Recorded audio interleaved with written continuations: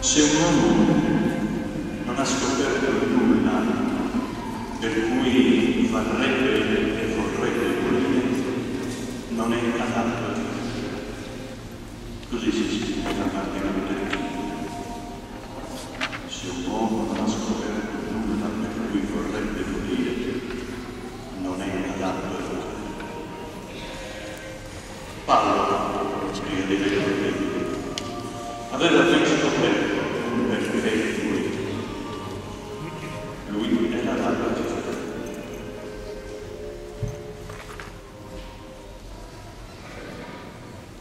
Ma la vita è stata stroncata. Ed è stata stroncata proprio da quell'ideale per cui quotidianamente lo stava spendendo. Il termine beati, che l'Evangelo proclama, non sono quelli che, comportandosi in modo evangelico, diventeranno beati. Ma il Vangelo afferma: è beato nel momento in cui il suo agire, il suo operare è evangelico. Beati gli operatori di pace. Paolo Corbeddu ha speso la sua vita sotto l'arma, adoperandosi a creare armonia, pace, concordia. E in questo poneva la sua realizzazione, la sua felicità. E di dominio pubblico, il suo operare mirava a costruire la società e nella società cercava quanto univa. Il suo operare per la pace diventava un agire misericordioso, beati misericordiosi, un agire misericordioso con chi, sbagliando, si poneva nell'errore. Lui riusciva a ricondurlo alla legalità.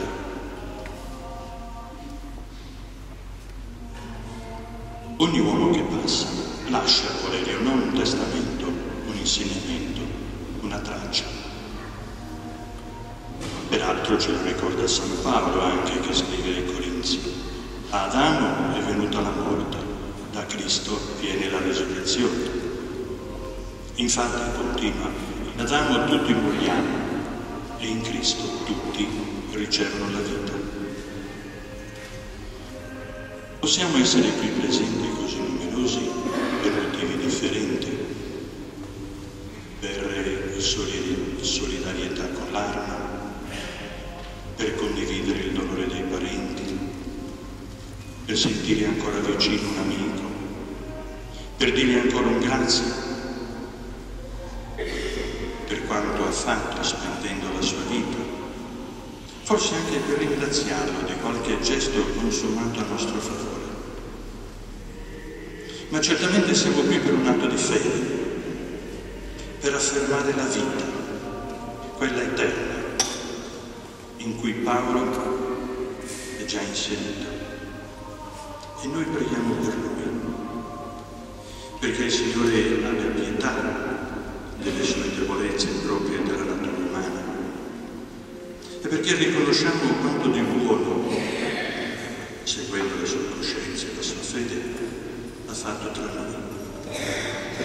Noi crediamo nella sua e nella nostra risurrezione. Abbiamo sentito: il primo è Cristo, poi noi. Se così non fosse, sarebbe davvero vano, inutile, insensato il nostro incontrarci questa sera. Paolo Corbeddu ci lascia un insegnamento.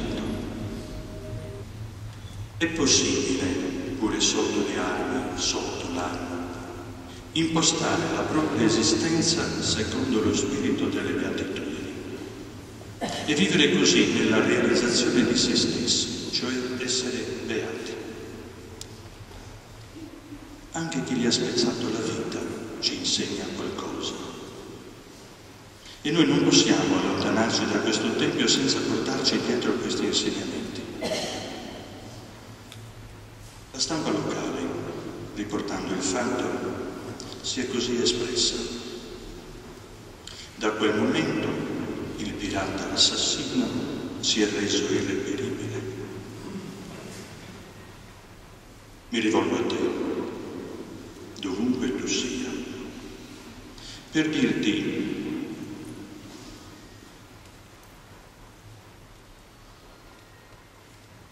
col cuore in mano, 3 semplici cose. Prima, con l'arma dei carabinieri, il brigadiere Corbeddu ti ha già perdonato.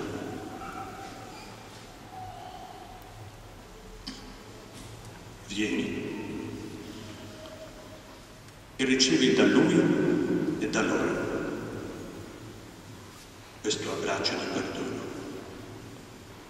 Secondo, i tuoi sono qui con noi, a piangere con noi, a condividere con noi questo momento di dolore. Ci manchi tu. Terzo, sii uomo. Abbi il coraggio di assumerti le responsabilità, la responsabilità della tua azione. Nella tua dignità di uomo, non macchiarti della fama di vile.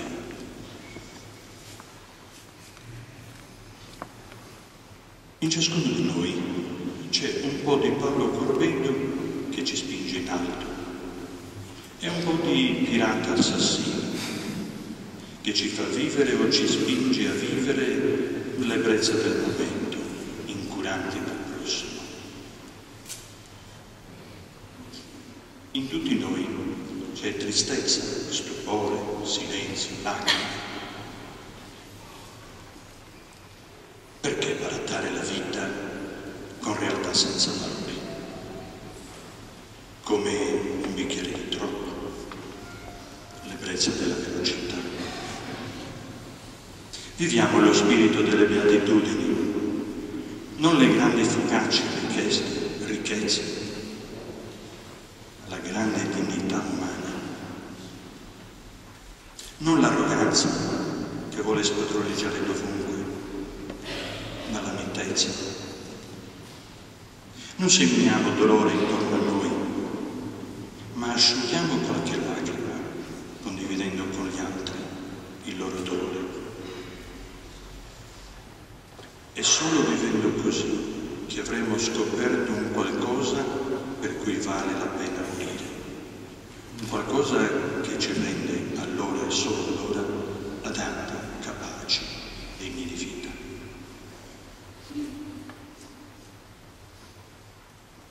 Il nostro silenzio, il nostro dolore, le nostre lacrime si trasformano in preghiera. Affidiamo alla misericordia di Dio l'anima di Paolo, raggiunto dalla morte mentre spendeva la sua vita per il bene del prossimo.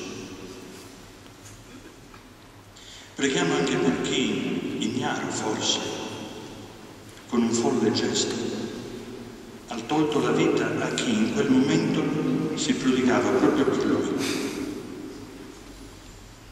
Infine, preghiamo anche per ciascuno di noi, perché ogni giorno possiamo cogliere accanto a noi le persone che per noi si spendono e impostiamo la nostra vita nell'abnegazione e il disinteresse, ma nell'amore, nella dedizione al bene comune e concretamente al prossimo. Sia lodato Gesù Cristo. Sempre sia lodato.